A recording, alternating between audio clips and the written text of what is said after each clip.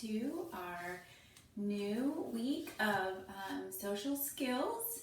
We finished our unit on life skills last week, and this week we are moving to a unit on going to work. Either in your email or on Microsoft Teams, there will be a link to this, and you can download it onto your computer or your iPad and print it if you can, but if not, you can just scroll through your iPad and look through it and write down your answers on a piece of paper. I also have in Microsoft Teams response sheets where you can write down the information and it's automatically submitted to me. So if you are on Teams, if you could do it that way, that would be great. If you're not, if you could just send me your answers somehow, that would be awesome as well. So we're going to go ahead and get started. Let me rewind by saying you guys are all going to be going to work soon in a real job, which is so exciting. We've been practicing working, well, and you've been really working, but it MERS and you're really working on your job skills, and so you have a lot of this knowledge already. We're just going to build on it and just go over it again, because you can never learn something too many times. You always learn something new every time you do it. So you will be definitely using these skills again really soon when you get your job. So the first page is, what is work? I filled in some answers here, and actually if you want to pause this when you are going to fill it out, it will help you with your answers. I obviously don't want you to copy exactly what I have, but if you need some help or ideas in what to write, you can definitely look at my answers. So what is a job? What is working? The word work refers to a mental or physical activity that is done in order to achieve a purpose or result.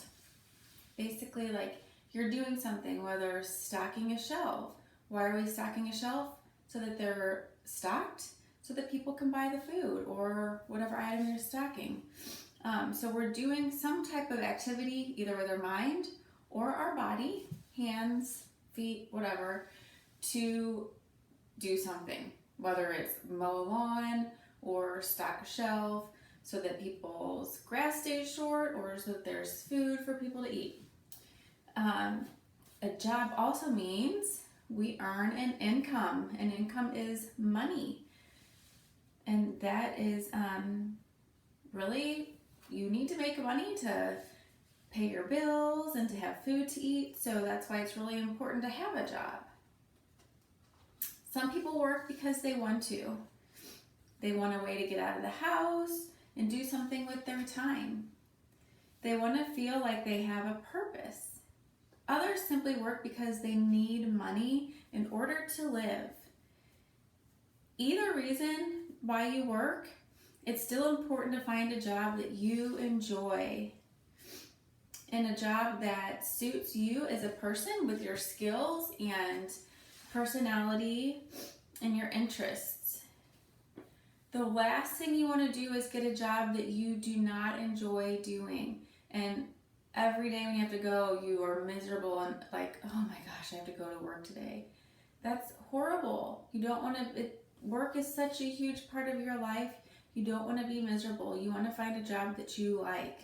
I love my job. I love teaching you guys. I love working with you guys. You guys make my day. I love teaching. There's not a day that I don't wake up and want to go to work. So I want you guys to find that as well. So when you're thinking about finding a job, there are some things to think about before you apply for a job. You really shouldn't just apply for any job. You want to, like I said, apply for a job you're going to enjoy. So not only a job that you enjoy, but there's some other factors.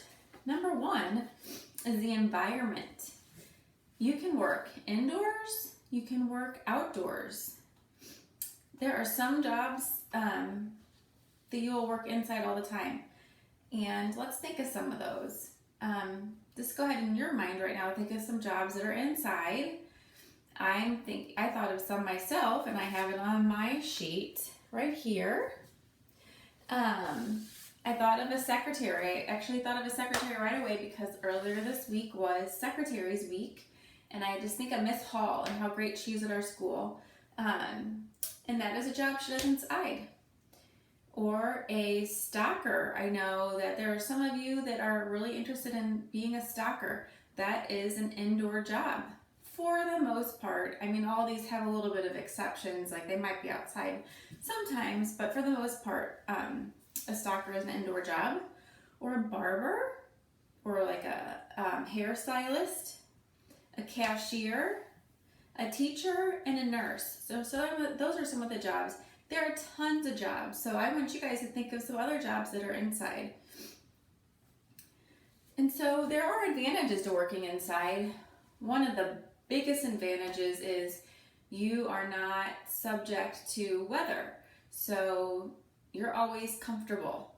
You're not too hot, you're not too cold, you're not dealing with being rained on or snow or whatever, wind. You're inside in a climate controlled area, which is nice. I mean, can you imagine working outside in the heat of the summer, or in the winter when it's like 10 degrees, you'd be freezing.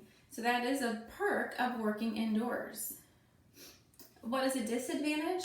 Well, sometimes you might work in a space that doesn't have windows. Like for example, at MERS, when we're working in the kitchen, or there were no windows. Now, when we were cleaning the tables, you would see when we did have windows, and so it especially like on a really nice, beautiful day, and you're looking outside, and you might think, "Oh my gosh, it's so beautiful! I would love to be outside." So that can be a disadvantage on those beautiful days when you wish you were outside, but you're inside working. So that is a disadvantage.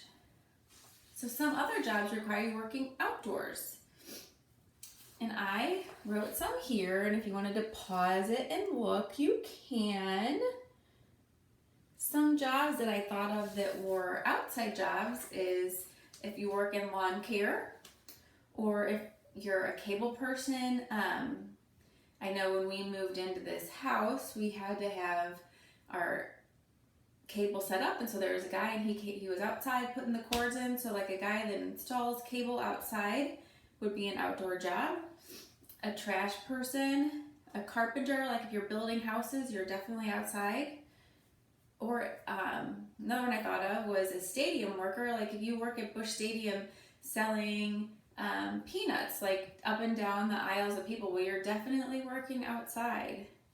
Or a mail person. So those are some jobs that I thought of, and I'm sure you guys will think of some other ones. What are some advantages of working outdoors? Well, you get to enjoy beautiful weather. And some disadvantages are that you're going to have to work outside when it's really hot, really cold, raining, snowing. So this is what you need to think about. And it asks you at the bottom, where would you rather work, outdoors or indoors?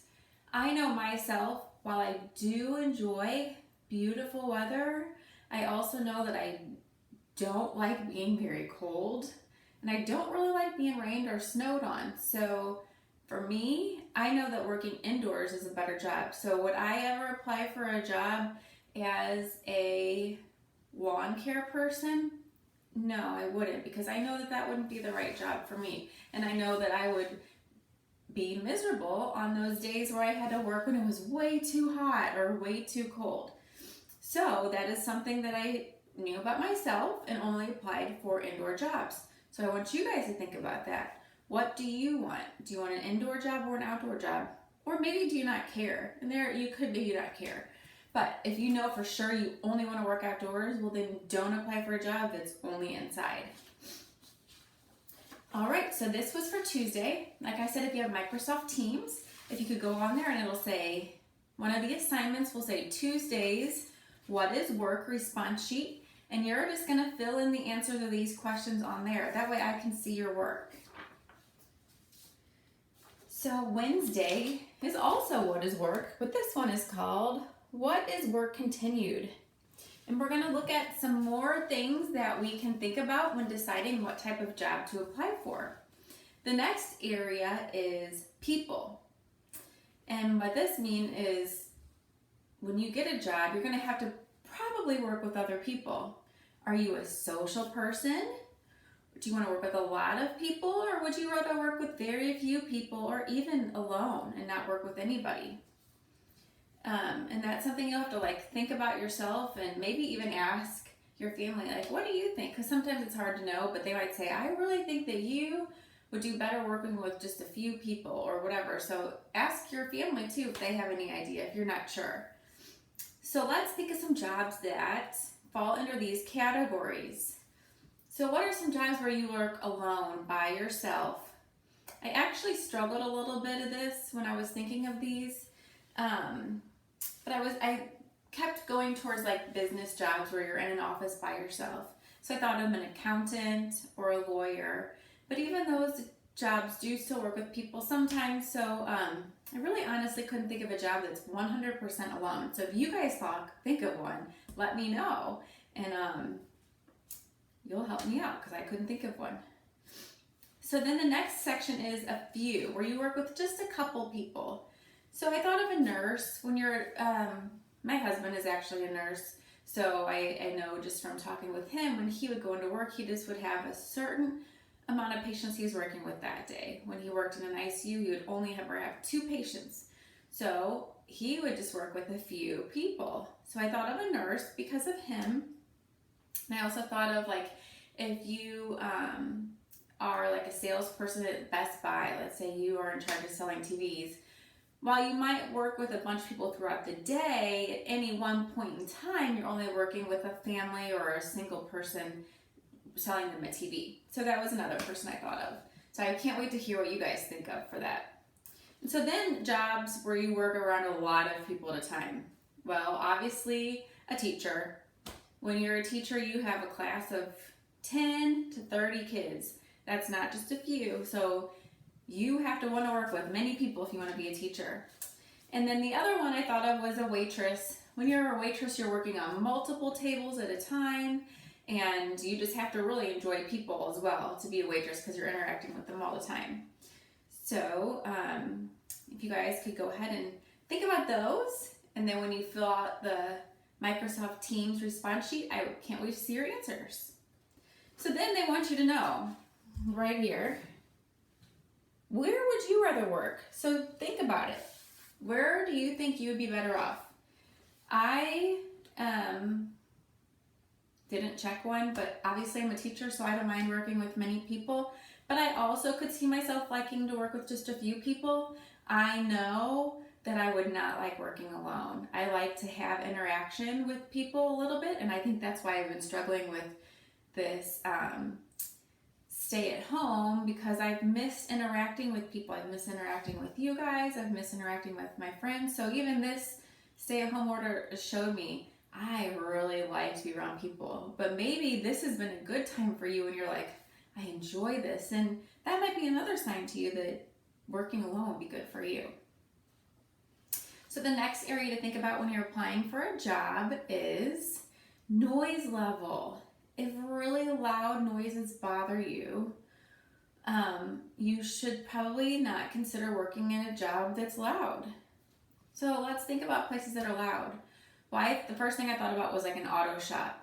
They're constantly working on cars, and those tools can get very loud. So that is one place. Also, back to this, if you're a teacher, it gets loud. I mean, not you guys, because you guys are high school students, you're older, but I'm thinking of like a kindergarten teacher. Do you think it's ever quiet in there? Probably not very often. So then if you know, oh my gosh, noise drives me crazy, I could not be around noise all the time, then you need to think about a place that is quiet. So let's think about places that might be quiet. When I hear quiet, I automatically think library. So maybe working in a library would be good for you. Or even the grocery store, I think it's pretty quiet. I mean, they'll have like music playing over, but it's still pretty calm and quiet. So that would be maybe another quiet place you might consider working. So I want you guys to come up with your own ideas, and then I want you to think about it. Where would you like to work? So down here it'll say quiet, loud, or it doesn't matter. For me, it doesn't matter. I can do either loud or quiet. My house with 5 children right here now is never quiet, so I'm really used to noise. And I do enjoy peace and quiet sometimes, so I could see myself being fine with a quiet place. So again, think about that before you apply for a job. If you know you cannot handle loud noise, then do not apply somewhere where it's loud. And then the last area we're going to look in is what type of clothing do they require? All businesses have some sort of dress code for their employees. Some businesses require their employees to dress professionally. They may require the employees to wear suits or dresses. Every business is different. Some may allow casual dress like jeans and t-shirts, while others may not. And then there's other places of business that require uniforms. So they're asking us right now, let's think about some places that require uniforms. Well, again, like I said, my husband is a nurse, so he wears a uniform of scrubs every time he works. So that is one place I thought. I thought of a janitor. Usually they'll have like a janitor shirt on and some pants. A mechanic. I know every time I go to get my car worked on, they usually always have like a Midas shirt and they're wearing pants or something like that. And then I thought of a fast food worker. I was just at McDonald's the other day and they all had like little polo shirts that said McDonald's. So those are all places where you really couldn't just show up in whatever you want to wear. Then there's other places where it could be casual. And that might be, I'm like blanking right now. Some restaurants don't have a uniform, so it could be casual at a restaurant. Or if you're a hairdresser, that's a casual job, you don't have to dress up. And then there's some where you have to dress professional all the time. Like a teacher or a principal or a lawyer or a secretary where you have to dress up and for your job. So think about that. If you know I hate dressing up, well then you should not apply for a professional job. And I would like to dress. I actually checked professional, but honestly, all 3 would be fine with me. So I know that if I was applying for a job, that wouldn't matter. And it might not matter to you, so it wouldn't have to be something you think about, but it might. You might say, I know I want to work in a job where I have to wear a uniform, because then I don't have to think about what I'm going to wear any day. Great. So then you know you apply for jobs that have uniforms. So these were just some things to think about when you are thinking about applying for a job. So I want you to, in your Microsoft Teams, fill out this form for Wednesday. What is work continued? And you're going to write your answers down there. And the next section is, am I qualified? We're going to talk about the fact that some jobs require certain either experience or certificates or education. And you need to know what those are before you apply. And often, like if you're reading a help wanted, it'll say help wanted, teacher, requirement, bachelor's degree in education. So you know right off the bat, I have to have a bachelor's degree in education to apply for this job. So there are hundreds of businesses in your community that need employees, but not everyone is qualified for every job. There are different levels of jobs that you can apply for. Let's look at each levels of jobs available below. So this is the sheet, and we're going to look at these different jobs. So first, we're going to talk about jobs that require no experience. Those are jobs perfect for you guys. Those are jobs for like high school students who had never had a job before, or had only had 1 or 2 jobs, or recent high school graduates. They're often called entry-level jobs, and you might see that in a job ad. It'll say entry-level. They require no experience, and like I said, are great for students and first-time employees to gain experience. So jobs like at this level would include a fast food worker, a stocker, a cashier, like if you wanted to work at Walmart or Target or a clothing store, something like that. Those are typically jobs that don't require any experience. Then there are some jobs that require some experience. They want you to have experience in that job and know that you know how to do that job before they will hire you for that job. And some jobs that might require some experience are a secretary, like a bus driver or a driver of like a nursing home van, or a waitress. Now, these jobs might be entry level.